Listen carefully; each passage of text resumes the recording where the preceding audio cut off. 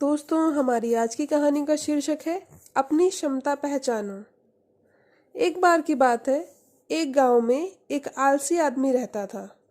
वह कुछ काम धाम नहीं करता था, बस दिन भर निठल्ला बैठकर सोचता रहता था कि किसी तरह कुछ खाने को मिल जाए।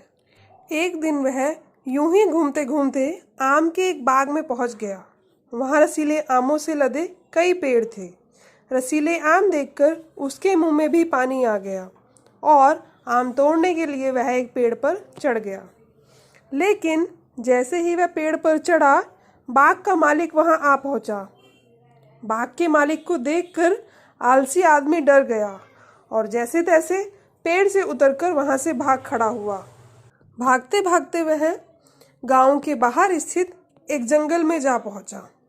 वह बुरी तरह से थक गया था, इसलिए एक पेड़ के नीचे बैठकर सुस्ताने लगा। तभी उसकी नज़र एक लोमड़ी पर पड़ी। उस लोमड़ी की एक टांग टूटी हुई थी और वह लंगड़ाकर चल रही थी।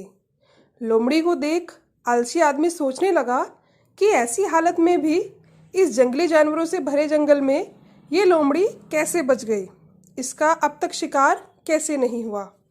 जिज्ञासा में वह एक पेड़ पर चढ़ गया और वहां बैठकर देखने लगा कि अब इस लोमड़ी के साथ आगे क्या होगा।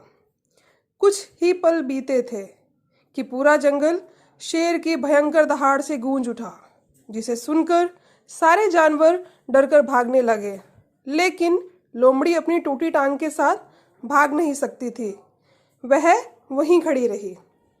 शेर लोमड़ी के पास आने लगा। आलसी आदमी ने सोचा कि अब शेर लोमड़ी को मारकर खा जाएगा, लेकिन आगे जो हुआ वो बहुत अजीब था।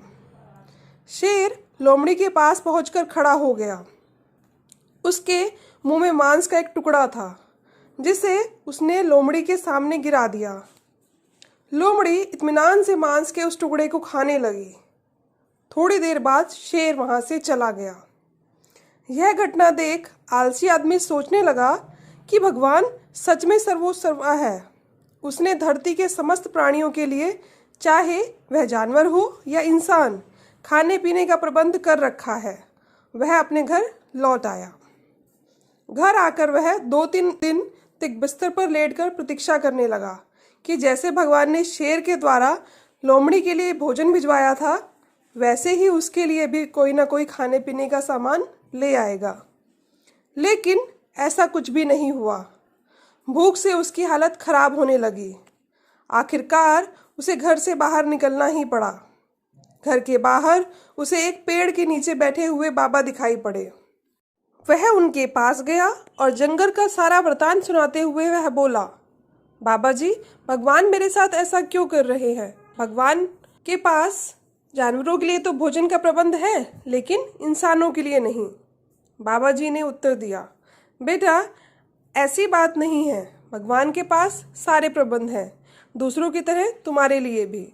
लेकिन बात यह है कि वे तुम्हें लोमड़ी नहीं, शेर बनाना चाहते हैं। दोस्तों, हमें इस कहानी से यही सीख मिलती है कि हम सभी के अंदर क्षमताओं के असीम भंडार है, बस हम अपनी अज्ञानतावश उन्हें पहचान नहीं पाते हैं, स्वयं को कमजोर समझ लेते हैं और दूसरों की सहायता की प्रतीक्षा में लगे रहते हैं। हमें स्वयं की क्षमता पहचाननी चाहिए और दूसरों की प्रतीक्षा नहीं करनी चाहिए। हमें खुद को इतना सक्षम बनाना चाहिए कि हम दूसरों की सहायता कर सकें।